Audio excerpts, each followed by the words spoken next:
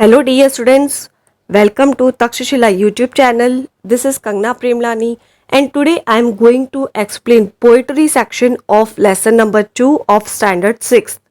इस पोयम में कवि हमें काइट के बारे में बताया। पोयम का टाइटल ही यही है, द काइट। इसमें पोएट ये बताना चाह रहा है कि किस तरह हवा के तेज चलने के साथ साथ हमारी जो पतंग है वो तेज आकाश में उड़ती जाती है, उड़ती जाती है, उड़ती जाती है। आई होप कि द काइट नाम सुनते ही एक फेस्टिवल सबके दिमाग में पिक्चर क्रिएट हो चुका होगा, दैट इज उत्तरायण। उत्तरायण में सब लोग काइट उड़ाते हैं, अपने टेरेस पे चढ़ के काइट उड़ाते हैं। तो सेम वही सीन इस पोएम में क्रिएट हो रहा है कि किस तरह से पतंग हवा के साथ बातें करती हुई आकाश में उड़ती जाती है। Just let's see in the poem कि पोएट क्या कहना चाह रहा है। How bright on the blue is a kite when it is new, with a dive and a dip, it snaps its tail, then soars like a ship with only a sail. इस paragraph में poet ये बताना चाह रहा है कि जब market से हम नई पतंग खरीद के लाते हैं वो दिखने में इतनी सुंदर लगती है, और जब वो नई पतंग हम खुले नीले आकाश में ऊपर उड़ाते हैं तो वो सीन बहुत ही ज़्यादा ब्यूटीफुल लगता है। और यहाँ पे कंपैरिजन हो रहा है काइट को शिप के साथ में कि जिस तरह से शिप है वो जब पानी की लहरों को क्रॉस करते हुए आगे बढ़ता जाता है, सेम एज हमारी जो पतंग है वो भी हवा के झोंकों को, उसके तेज झोंकों को क्रॉस करती हुई आकाश में ऊपर तक उड़ती जाती है, उड़ती जाती है, उड़ती जाती है, जिस तरह की एक शिप पानी में चलता है। Then after edge over tides of wind it rides, climbs to the crest of a gust and pulls, then seems to rest as wind falls. When string goes slack, you wind it back. इस paragraph में poet ये बताना चाह रहा है कि जो पतंग होती है वो एक शिप की तरह आकाश में तैरती होती है, और जैसे जैसे शिप जो है वो लहरों को क्रॉस करता है, सेम वे में जो पतंग हमारी है वो भी हवा की लहरों को क्रॉस करती हुई उसके शिखर तक, आकाश में सबसे ऊपर तक पहुंच जाती है। और फिर जैसे जैसे हवा की स्पीड कम होती है वैसे ही हमारे पतंग की स्पीड भी कम होने लगती है और वो धीरे धीरे धीरे करके नीचे उतरना शुरू करती है। जो उसकी स्ट्रिंग है वो भी लूज हो जाती है, और वो टाइम पे हम लोग जनरली एक ही काम करते हैं कि जो ढीली हुई हुई पतंग, जो ढीला हुआ हुआ मांझा होता है, उसे अपनी फिरकी पे लपेटते हैं।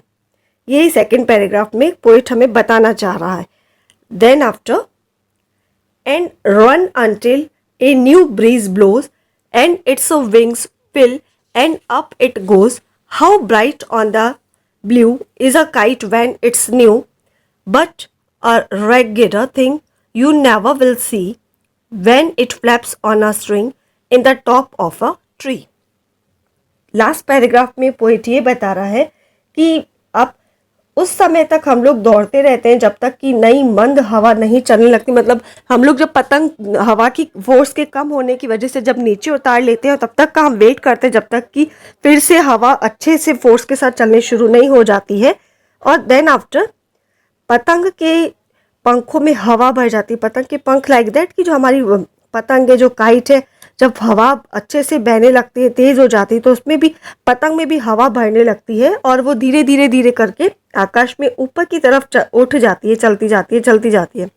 देन आफ्टर फिर जो एकदम प्योर ब्लू कलर का जो स्काई है उसमें हमारी जो नई पतंग है फिर से एक ब्यूटीफुल सीन क्रिएट करती है, बहुत ही ब्यूटीफुल लगती है देखने में। लेकिन फिर क्या होता है कि एक अचानक से अधिक बदहाल आपको कोई एक चीज़ नहीं दिखेगी जब यह किसी वृक्ष की छोटी सी, मतलब ऐसा होता है कि हवा की वजह से या किसी और रीज़न से अगर बीच में कोई पेड़ आ जाता है, चलते आगे बढ़ते बढ़ते बढ़ते अचानक से हमारी जो पतंग है वो एक पेड़ की टहनी पे, उसकी ब्रांच पे अटक जाती है और वहीं पे वो फड़ करती रहती है, हवा की वजह से वहीं पे वो फड़फड़ाती है। तो जो सीन होता है दैट इज़ टेरिबल सीन, कि हमें वो देखने में बिल्कुल पसंद नहीं आता है जनरली कि जब हमारी पतंग जो है वो पेड़ की टहनी में अटक जाती है। कवि लास्ट स्टैंजा में यही कह रहा है कि पहले हवा के फोर्स पे पतंग ऊपर तक जाती है, वो साइन जो होता है, वो सीन जो होता है एकदम इतना ब्यूटीफुल लगता है। देन आफ्टर वो एक शिप से कंपैरिजन कर रहा है अपनी पतंग को कि जैसे शिप है वो लहरों के साथ आगे बढ़ता है, सेम हवा की लहरों हवा के साथ जो हमारी पतंग है वो भी आगे खुले आकाश में, नीले आकाश में यहाँ वहाँ उड़ती कलाबाजियाँ खाती है। देन आफ्टर ऐसा होता है कि पेड़ आ जाता है बीच में, अचानक से हमारी पतंग जो है इस पेड़ पे अटक जाती है, फड़फड़ फड़फड़ करती है। दैट इज़ द पोयम जो कवि हमें बताना चाह रहा है। एक सीन क्रिएट किया है उसने इस पोयम में फ्लाइंग काइट का। So I hope you will understand the poem. Thanks everyone.